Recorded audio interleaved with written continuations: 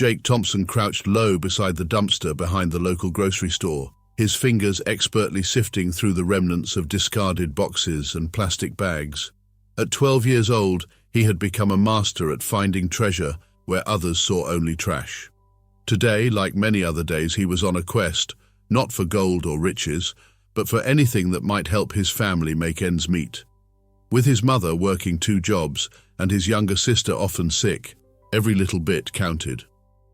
"Come on, there's got to be something," Jake muttered to himself, wiping sweat from his brow. The sun beat down relentlessly, and the smell of spoiled food filled the air, but he pushed through, determined. Suddenly, his fingers brushed against something smooth and leather. He pulled it out, his heart racing with hope. It was a wallet, sleek and obviously expensive, far too nice to belong to anyone in his neighborhood. Jake's eyes widened as he flipped it open. Inside, neatly arranged bills glimmered at him, along with several credit cards and an identification card. It belonged to David Carter, a name Jake recognized from the business section of the local newspaper. David Carter was a millionaire, a man whose face was often plastered on the front page, flaunting his latest business ventures and extravagant lifestyle. "Whoa," Jake breathed, momentarily lost in the allure of the cash. It was a significant amount, far more than he could even imagine having in his own pocket. He could almost hear the whispers of temptation, each bill a siren song promising a better life, new shoes for his sister, warm meals every night, maybe even a new baseball glove. Yet just as quickly, a wave of guilt washed over him. He could hear his mother's voice echoing in his mind, reminding him of the values she instilled in him. "Integrity is worth more than gold, Jake. No amount of money can replace honesty." He clenched the wallet tightly, feeling the weight of the decision pressing down on him. "What would Mom say?" he whispered, his heart racing. He could see her tired smile, her gentle reminders of what it meant to be a good person. "I have to return it," he finally made up his mind, the thrill of discovery fading as reality set in. Jake stood up, brushing off the dirt from his tattered jeans. He glanced around, ensuring no one had witnessed his little find. The streets were quiet, the sun casting long shadows as he began his walk home, the wallet clutched tightly in his hand. As he walked, his mind raced with thoughts of David Carter. The man was known for his wealth, but Jake had heard little about his character. The stories rarely delved deeper than the surface of his opulence. What if he doesn't care? Jake wondered aloud, his voice barely breaking the silence of the empty street. What if he just sees me as a nuisance? Despite his uncertainties, Jake's resolve remained. He couldn't imagine keeping the money, not when it rightfully belonged to someone else. The thought of taking it made him feel sick. He could almost hear his mother's voice again, stern yet loving. "Always do the right thing, even when no one is watching." His mind drifted to his friends who he often played baseball with in the park. They would be waiting for him, eager to practice their swings and throws. But today, he knew he had to do this first. He couldn't let a moment of greed overshadow the lessons he'd learned. Arriving home, Jake entered the small house, the scent of something simmering on the stove wafting through the air. His mother, Sarah, was busy preparing dinner, her brow furrowed in concentration. She looked up as he stepped inside, her face lighting up with a smile. "Hey, Jake, how was school?" she asked, wiping her hands on a dish towel. She always had a way of making him feel important, even on the toughest days. "It was okay," he replied, trying to sound casual as he set the wallet down on the kitchen table. "I found something today." "What is it?" Sarah asked, her curiosity piqued. Jake hesitated, the weight of the wallet suddenly feeling heavier than before. "It's a wallet. I found it behind the store." "Oh?" She stepped closer, her eyes narrowing as she examined it. "Did you look inside?" He nodded, feeling a mix of pride and shame. "Yeah, there's a lot of money in it. It belongs to some millionaire, David Carter." Sarah's expression shifted from curiosity to concern. "Jake, you know what's right. What are you planning to do with it?" "I want to return it. I don't think it's right to keep it." "Of course, sweetheart," she said, her voice soothing yet firm. "That's the right thing to do, but I know it's not easy. Are you sure about this?" Jake took a deep breath, feeling the weight of her gaze. "Yeah, I'm sure. What if he doesn't care? What if he gets mad?" Sarah knelt down to meet his eyes, her expression softening. "Honey, you can't control how others react, but you can control your actions. You've already shown so much bravery by deciding to return it. That says a lot about your character." Jake felt encouragement swell within him, but also a nagging fear. What if he just sees me as a kid who's bothering him? Then that's on him, not you. You know who you are and you know your worth, and that's what matters. She placed a hand on his shoulder, squeezing it gently. Taking a deep breath, Jake nodded, feeling a flicker of confidence ignite within him. "Okay, I'll do it." "Good," Sarah said, her smile returning. "I'm proud of you, Jake. You're turning out to be such a fine young man." As he prepared to leave, Jake glanced back at the wallet one last time. It was more than just a collection of cash and cards. It was a turning point, a chance to show that integrity outweighed temptation. With a final nod of determination, he stepped out into the late afternoon sun, ready to find David Carter and return what was rightfully his. The journey ahead felt daunting, but Jake was resolute. He knew that his actions could lead to something greater, something that transcended the mere value of money. It was a lesson in humanity, and one he was ready to embrace. Jake Thompson stood outside the towering glass building that housed the office of David Carter, feeling a mix of excitement and trepidation. The sun reflected off the shiny facade, creating a blinding glare that made him squint. He adjusted the worn backpack on his shoulders, the leather wallet he had found nestled securely inside. Glancing at the entrance, he took a deep breath and pushed through the revolving doors. As he stepped into the lobby, Jake was immediately struck by the opulence surrounding him. The marble floors gleamed under elaborate chandeliers, and the air was filled with the faint scent of expensive cologne. He felt out of place, like a small fish in a vast ocean of wealth. The receptionist, a sharply dressed woman with perfectly coiffed hair, looked up from her computer screen, her expression shifting from mild curiosity to overt skepticism. "What do you want?" she asked, her tone brisk. Jake's heart raced. He had rehearsed this moment in his mind 100 times, but now that he was here, words seemed to escape him. I found this," he stammered, pulling the wallet from his backpack. "I need to return it to Mr. Carter." The receptionist raised an eyebrow, her disdain palpable. "And you think he'll just drop everything to see a kid like you?" She leaned back in her chair, crossing her arms. "You should leave." Jake felt his cheeks flush with embarrassment, but steeling himself, he replied, "Please, it's important. I just want to give it back. It's not mine." She sighed, the sound heavy with annoyance.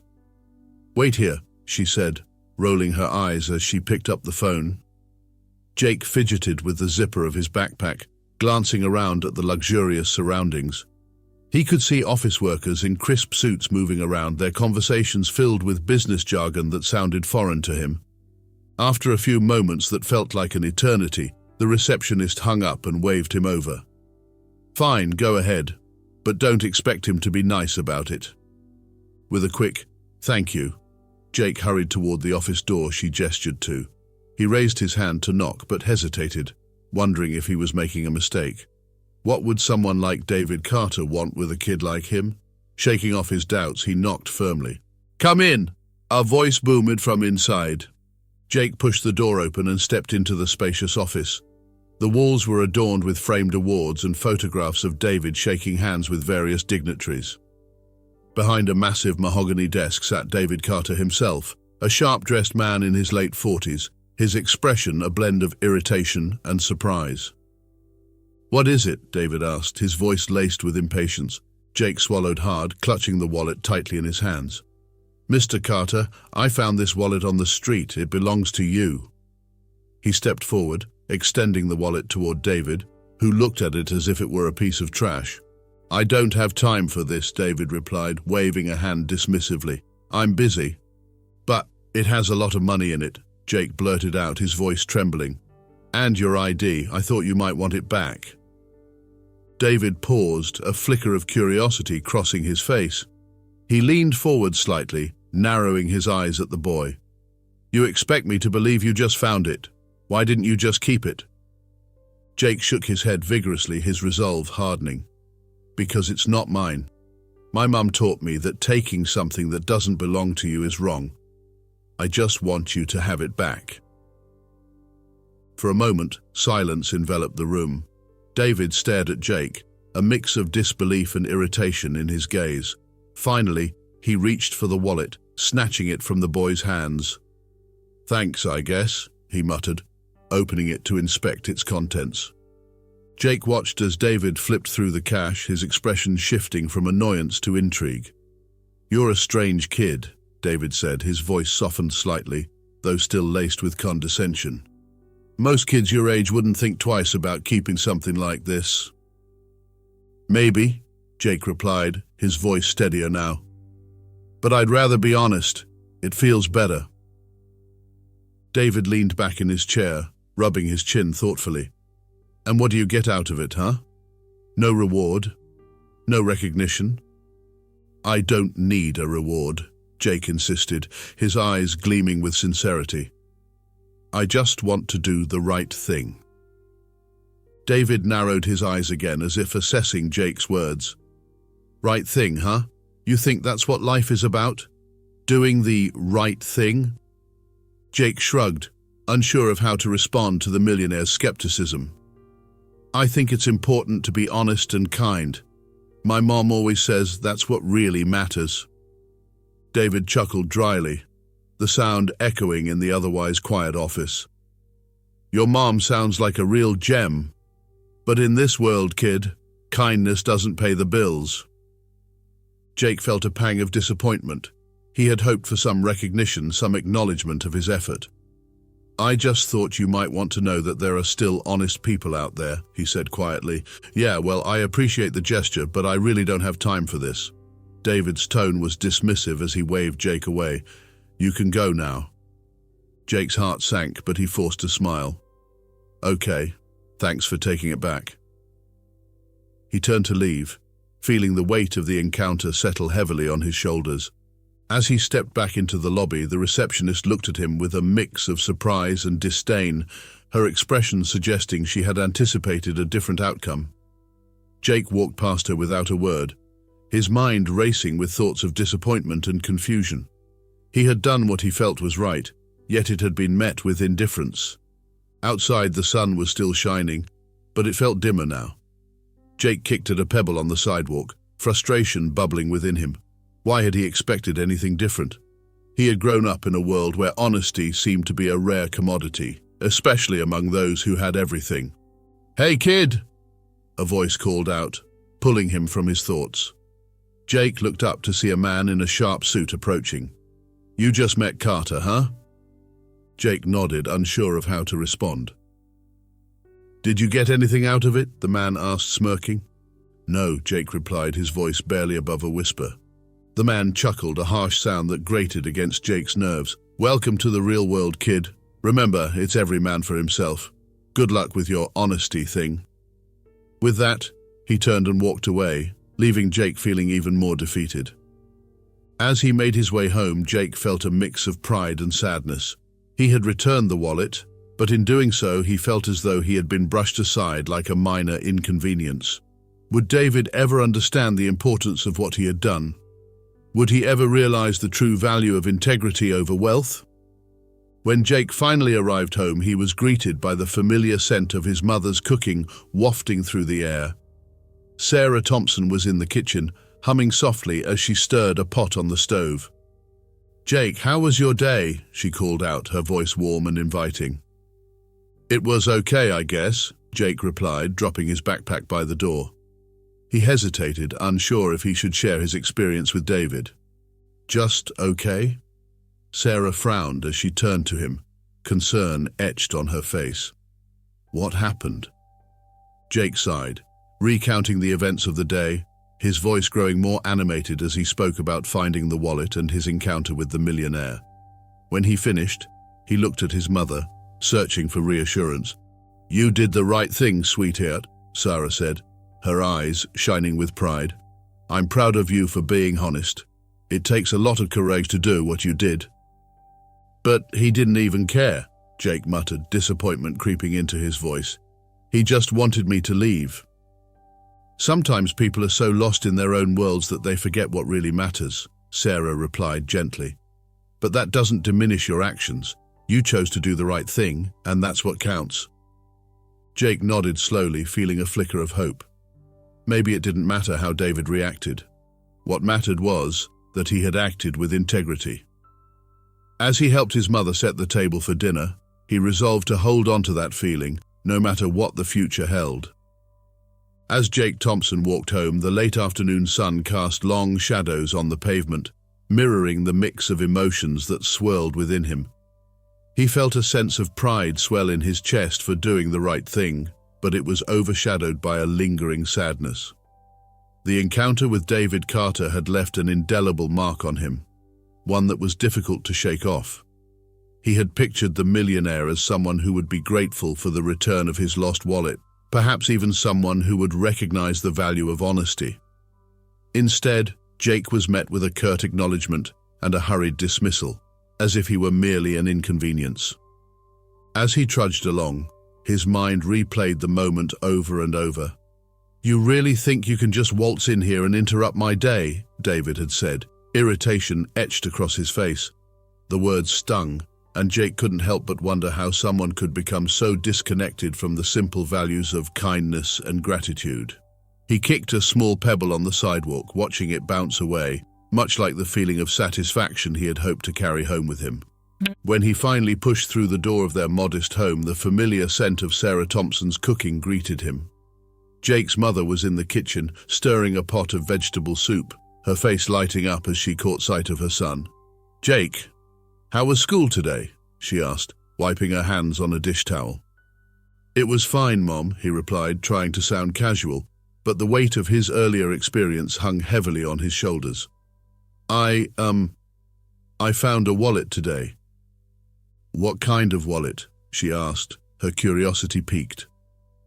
Jake hesitated, the memory of the designer wallet flashing in his mind. "It belonged to a millionaire. I returned it." Sarah paused, her expression shifting to one of pride. "You returned it? That's incredible, Jake. I'm so proud of you for doing the right thing." She walked over, kneeling to meet his gaze, her eyes filled with warmth and encouragement. "You showed honesty when it would have been so easy to keep it." "Yeah, but he didn't even say thank you," Jake mumbled, his disappointment spilling out. "He just looked at me like I was a nuisance." His mother's smile faded slightly, and she placed a comforting hand on his shoulder. "Sometimes people forget the importance of gratitude, especially when they have so much. But that doesn't diminish the value of your actions. You did a good thing, and that's what matters." Jake nodded, though he still felt the sting of David's indifference. "I just thought he would appreciate it more." "Maybe he will," Sarah suggested gently. "Sometimes it takes a little time for people to realize what's important. You never know how your actions might inspire them in the future." Jake appreciated his mother's wisdom, but the ache in his heart remained. After dinner, he retreated to his room, where he lay on his bed, staring at the ceiling. He thought about David Carter, the man who had everything but seemed to lack the simplest of human connections. What would it take for someone like David to understand the value of kindness? Meanwhile, in a lavish office adorned with gleaming surfaces and expensive artwork, David Carter sat behind his imposing desk, a glass of scotch in hand. The wallet lay open in front of him, the contents spilling out, a significant amount of cash, credit cards, and identification. But instead of feeling relieved or grateful, David felt a gnawing emptiness. He leaned back in his chair, memories flooding back. Memories of his father, a kind man who had taught him the value of hard work and compassion. "You can have all the money in the world, David," his father used to say, "but if you don't use it to help others, what's the point?" David closed his eyes, grappling with the contrast between his father's words and his current life. He had spent years building a business empire, but in the process, he had lost touch with the very principles that once guided him. The joy of helping others had been replaced by the thrill of accumulating wealth and power. He opened his eyes and glanced at the wallet again, frustration bubbling to the surface. "Damn it," he muttered to himself. "What was that kid thinking? He should have kept it for himself. It's just money." But deep down, he knew it was more than that. The boy had shown integrity, something David felt he had sacrificed long ago at the altar of ambition. Just then, his business partner, Mr. Grant, strolled into the office, a smug expression on his face. "I heard about your little visitor today," he said, leaning casually against the doorframe. "That kid really thought he could just waltz in and disrupt your day, huh?" David frowned, irritation bubbling up again. "He returned my wallet, Grant. It was the right thing to do." Mr. Grant chuckled, dismissing the notion. "Right thing? Come on. Kids like him are just looking for attention. You can't let him think he's special for doing something so trivial. What's next? You'll start giving him praise like he's some kind of hero?" "Maybe he is a hero," David replied, his voice firm. "He showed integrity in a world where so many just take what they want." Mr. Grant rolled his eyes, clearly unimpressed. "Integrity doesn't pay the bills, David. You need to focus on what really matters. Profits, investments, and power. That's what this world runs on. Don't let some kid distract you from your goals." David's jaw clenched. "I'm not letting anyone distract me. I'm just thinking." "Thinking?" Grant scoffed. "You're getting sentimental, and you know what that leads to. Weakness. You can't afford to be weak in this business. You have to be ruthless. Remember, it's a dog-eat-dog world out there." As David listened to Grant's words, he felt a pang of conflict deep within him. Was this really the life he wanted? A life dictated by greed and manipulation? He barely recognized himself anymore, and the thought of it left a bitter taste in his mouth. "Listen," Grant continued, sensing David's hesitation. "Let's focus on the upcoming project. We need to showcase our wealth at the next charity gala. That's where we'll show everyone who's really in charge. No one cares about that kid or his morals." As Grant's voice faded into the background, David's thoughts drifted back to Jake, the boy who had returned his wallet without a second thought. Perhaps it was time to rethink his priorities. As the sun dipped below the horizon, casting a golden hue over the town, David Carter sat in his opulent office, staring out at the sprawling cityscape. The glittering lights of the buildings mirrored his wealth, but they did little to illuminate the shadows that loomed over his heart. He had spent the entire day in meetings, discussing investments and profits, yet his mind kept drifting back to the brief encounter with the young boy, Jake Thompson. Despite his best efforts to brush it aside, David could not shake the feeling that Jake's honesty had somehow pricked at his conscience. "Mr. Carter," Mr. Grant's voice broke through his thoughts, a smooth and calculated tone that David had grown accustomed to over the years. "I believe it's time for us to capitalize on our recent publicity. A charity gala could really bolster our image, don't you think?" David turned slowly, his face a mask of indifference. "A charity gala?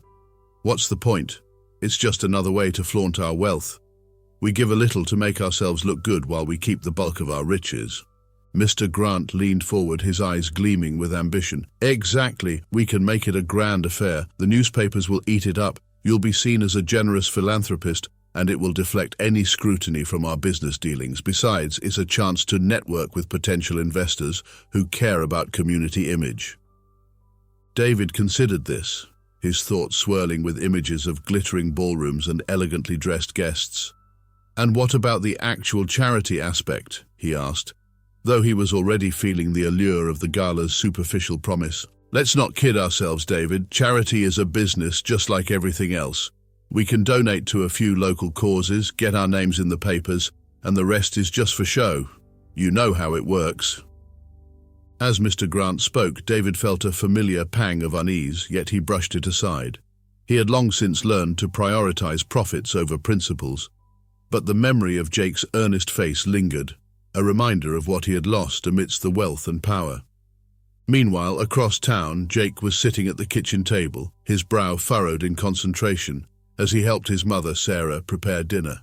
The smell of simmering vegetables filled the small home, a comforting scent that reminded him of simpler times. "Mum, can I ask you something?" Jake said, his voice barely above a whisper. "Of course, honey," Sarah replied, stirring the pot. "What's on your mind?" Jake hesitated, then plunged forward.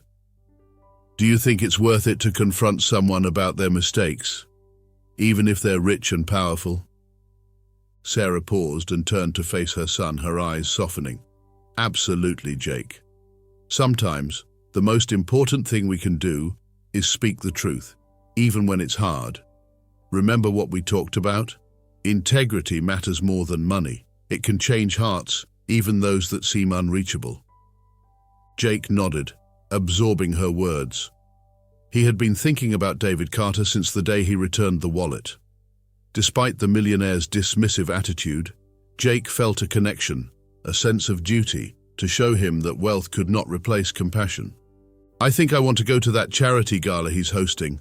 I want to show him that there are people in need, that not everyone has it easy," Jake said, determination filling his voice. Sarah smiled, pride swelling in her chest. "I think that's a wonderful idea. You have a good heart, Jake, and if anyone can make him see the truth, it's you." With newfound resolve, Jake spent the next few days preparing for the gala. He borrowed a pair of dress pants and a shirt from his older brother and polished his sneakers until they shone. He practiced what he would say in front of the mirror, his reflection mirroring both excitement and anxiety. The night of the gala arrived and Jake stood outside the grand venue, staring up at the twinkling lights that adorned the building. Luxury cars lined the street, and elegantly dressed guests floated in and out, laughter and chatter spilling out into the night. Jake felt a wave of apprehension wash over him. Would they even listen to a boy like him? Taking a deep breath, he stepped inside, the opulence of the venue almost overwhelming. Crystal chandeliers hung from the ceiling, casting a warm glow over the room filled with wealthy patrons. Jake clutched his mother's hand tightly, her encouragement bolstering his courage. As they entered, the atmosphere buzzed with excitement. David Carter stood at the center of the room, his demeanor polished and confident, exchanging pleasantries with high-profile guests. Jake's heart raced as he spotted the millionaire, the man he wanted to reach more than anyone else. "Keep your head up, Jake," Sarah whispered, giving him a reassuring squeeze. "You can do this." Jake nodded and made his way through the crowd, dodging clusters of well-dressed attendees. He could hear snippets of conversations, discussions about business deals and investment opportunities, the air thick with superficiality. It was a world so far removed from his own. Finally, he stood before David, who was engaged in a conversation with Mr. Grant. Jake cleared his throat, his heart pounding as he tapped David gently on the shoulder. The millionaire turned, a flicker of annoyance crossing his features before recognition set in. "Oh, it's you," David said, a hint of surprise in his voice. "The boy with the wallet." Jake took a deep breath, summoning all his courage. "Mr. Carter, I came here tonight to talk to you about people like my family." David raised an eyebrow. His interest piqued despite himself. "What do you mean?" "Charity isn't just about throwing a big party or donating a few dollars. It's about understanding the struggles of people in your community. My family, we struggle to make ends meet. We can't afford things like food and clothes, and it's not just us, there are so many families like mine." Mr. Grant scoffed from behind David, his voice dripping with condescension. "And what would a boy like you know about running a charity, You're just here to disrupt a perfectly orchestrated event."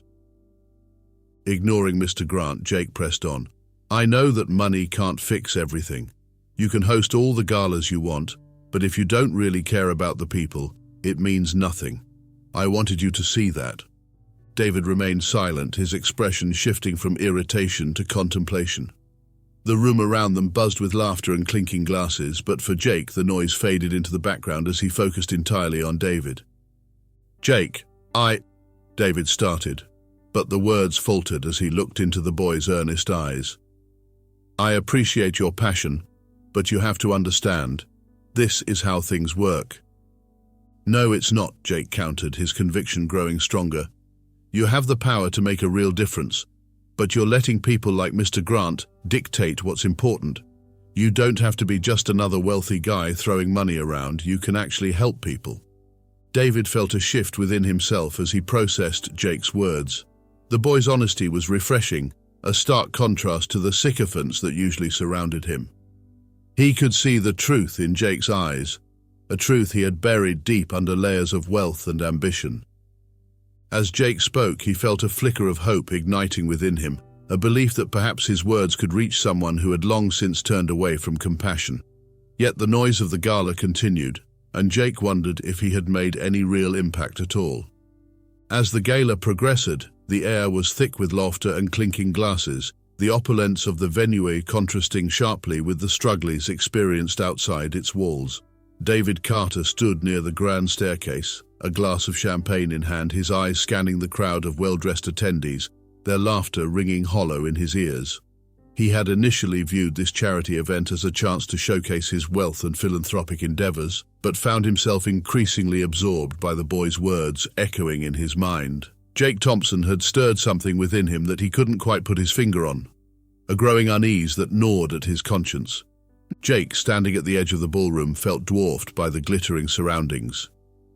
He had donned his best shirt, hoping to make a good impression, but the expensive decor and polished guests only reminded him of the differences between his world and theirs. He had taken a deep breath before sharing his story, channeling his mother's teachings about the importance of honesty and the value of community. Now, as he spoke, he sensed the murmurs of the crowd, their attention fluctuating between him and their glasses, their laughter too loud to drown out his message. "People like my family are struggling every day," Jake said, his voice steady but filled with emotion. "We don't have the luxury of ignoring our problems because we're too busy counting our money.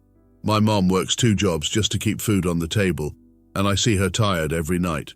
We need help, not just from charity events like this, but from understanding and kindness." David shifted uncomfortably, his gaze darting to Mr. Grant, who was whispering into the ear of a wealthy donor.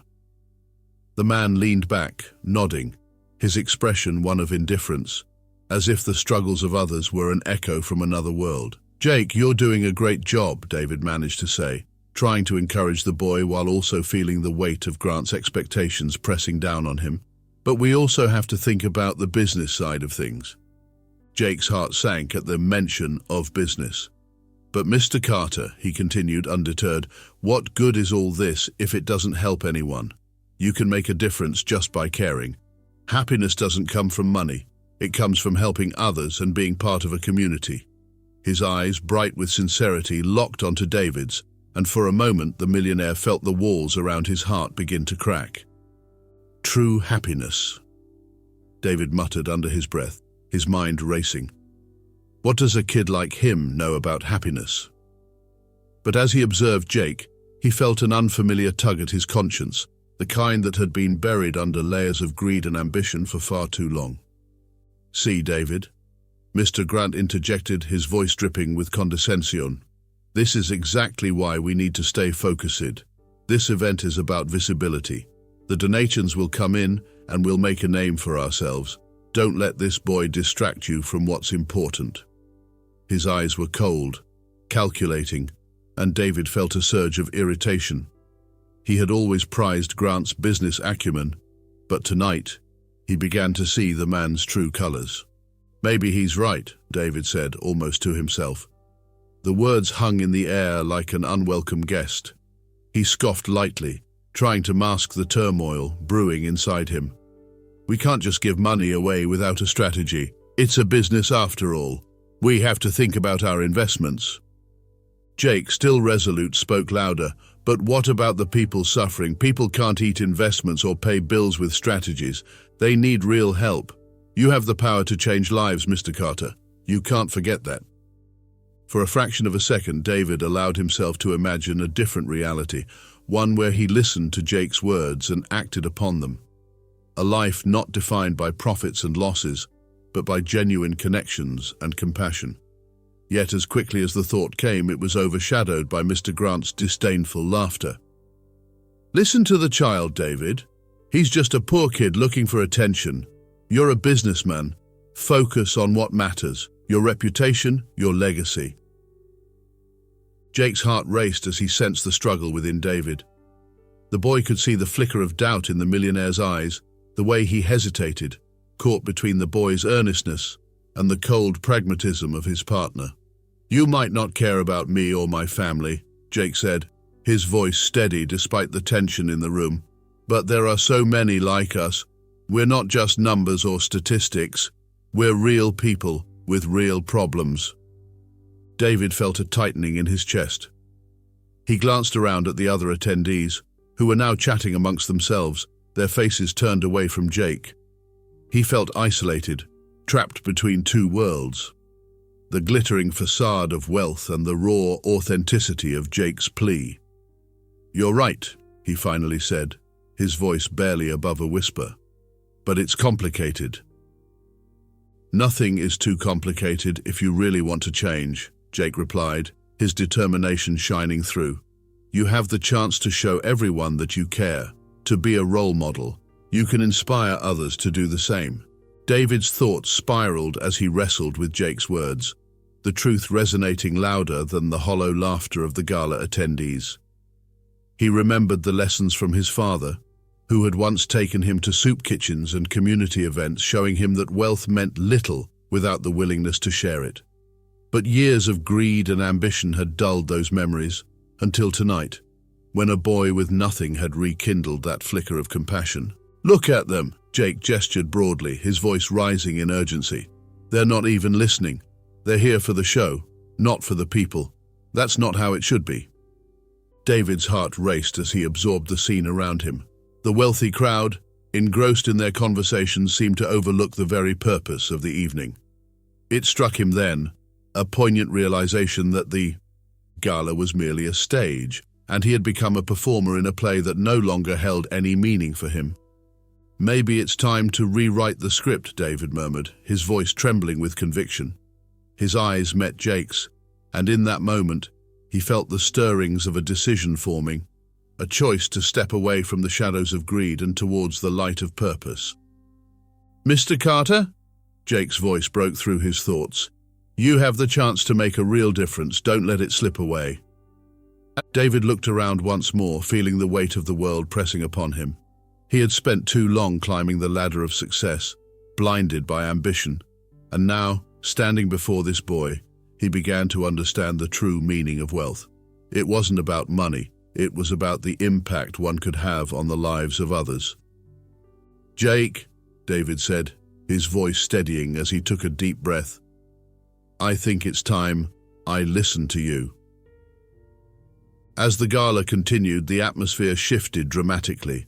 The room, once filled with laughter and clinking glasses, began to buzz with whispers and sideways glances. Mr. Grant, lurking by the grand staircase, smirked as he surveyed the crowd. He had spent the last half hour planting seeds of doubt in the minds of the attendees, insinuating that David's charitable intentions were nothing more than a facade, a ploy to distract from his greed. "Did you hear?" A woman in an elegant blue dress whispered to her companion.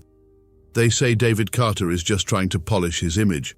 I heard he's been cutting back on employee salaries while throwing money at this gala." The companion nodded, her expression skeptical. "I can't believe he would do something like that.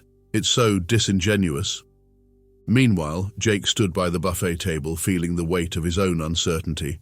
He had come to the gala with a sense of purpose, wanting to show David that wealth meant nothing without kindness. Yet, as the murmurs grew louder, he felt a knot forming in his stomach. Was David truly as insincere as Mr. Grant claimed? "Jake, are you all right?" His mother, Sarah, asked gently, noticing his furrowed brow. She had been conversing with a few local leaders, but had kept an eye on her son. "I don't know, Mum. It feels like everyone is turning against Mr. Carter," Jake replied, glancing at David, who was standing beside a lavish display of flowers, his face clouded with confusion. Sarah sighed, her eyes narrowing as she caught sight of Mr. Grant's smug posture. "We need to get to the bottom of this. If Mr. Grant is spreading lies, we can't let that happen. Can't we just talk to Mr. Carter? Jake suggested, feeling a surge of determination. He needs to know what's going on. Let's gather some evidence first, Sarah agreed, her tone resolute. I have a few contacts here who might have heard something. We can confront him together. As they moved through the crowd, Jake noticed a few familiar faces from school. His friends, Alex and Mia, were chatting with a group of adults nearby. Jake called them over, and they quickly joined him and Sarah. What's going on, Jake? Alex asked, sensing the tension. Mr. Grant is trying to ruin Mr. Carter's reputation, Jake explained, his voice barely above a whisper. We need to help him. Mia, always the quick thinker, nodded vigorously. We should find proof. Maybe someone has overheard something. The four of them split up, investigating the gala, asking questions and keeping their ears open. Jake felt a rush of adrenaline as he approached one of the catering staff, a young woman who seemed to be burdened with a tray of hors d'oeuvres. Excuse me, he said, trying to keep his voice steady. Have you heard anything about Mr. Grant saying bad things about Mr. Carter? The young woman raised an eyebrow, glancing around nervously. I don't want to get involved, kid. But I did hear him talking to some people about how David's charity work is just a tax write-off. Thank you, Jake said, feeling a flicker of hope. He rushed back to Sarah and his friends, excitement bubbling within him. I heard something. Mr. Grant is telling people that Mr. Carter's charity is just a scam. Let's find more, Sarah urged, her expression fierce. They continued to gather snippets of conversations, each revelation reinforcing their resolve. The gala was in full swing, but as the evening wore on, Jake could see David becoming increasingly isolated. He stood there, a lone figure among the glittering crowd, forced smiles and hollow laughter surrounding him. It was time to act. Everyone, may I have your attention? Jake's voice rang out, cutting through the chatter. The room fell silent, heads turning toward the small boy standing on a chair. He felt a rush of fear, but pushed through it. I have something important to say. David's eyes widened as he noticed Jake. He took a step forward, unsure of what to expect. Jake, what are you doing? Jake took a deep breath, his heart pounding. I want to talk about Mr. Grant and his lies. He's been spreading rumors about Mr. Carter, saying his charity isn't genuine. Murmurs erupted, confusion and disbelief washing over the attendees. Mr. Grant's face turned a shade paler and he stepped forward, attempting to regain control. This is preposterous. A child shouldn't be speaking on such matters. Why not? Jake shot back, his confidence growing. I've seen what happens when people forget about kindness. Mr. Carter may have money, but he also has the chance to make a difference, and he's trying. Just look at the way he's treated me. Jake, stop, David interjected, but his voice lacked authority. It was clear he was grappling with his own feelings about the situation. Mr. Grant is the one who's been manipulating you all, Jake continued, gesturing toward David. He doesn't care about the community or the people who need help. He just wants to keep the money flowing into his own pockets. Gasps echoed through the crowd as Jake's words sank in. David looked at Mr. Grant, realization dawning in his eyes. The tension in the room was palpable, and for the first time, David felt the weight of the truth pressing against him. Is this true, Grant? David demanded, his voice steady but laced with anger. Have you been spreading lies about me? About my intentions? Mr. Grant's facade began to crumble. You're a fool, David. This boy is just a pawn. You think you can change the world with your charity. You'll only hurt your bottom line. Jake felt a surge of courage, standing firm against the rising tide of deceit.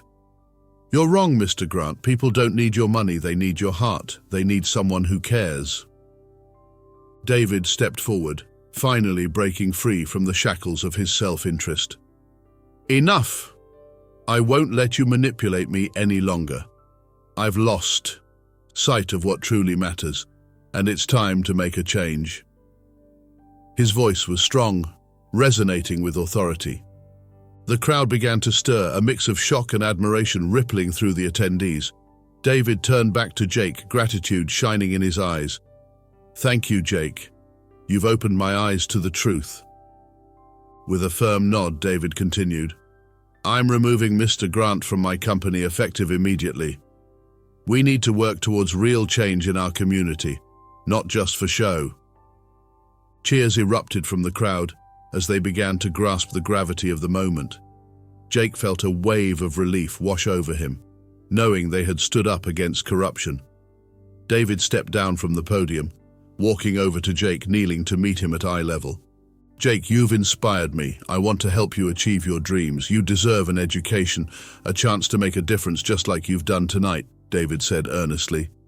Jake's eyes widened, disbelief mingling with joy. "Really? You mean it?" "Absolutely. I'll arrange for a scholarship for you," David promised, a smile breaking across his face.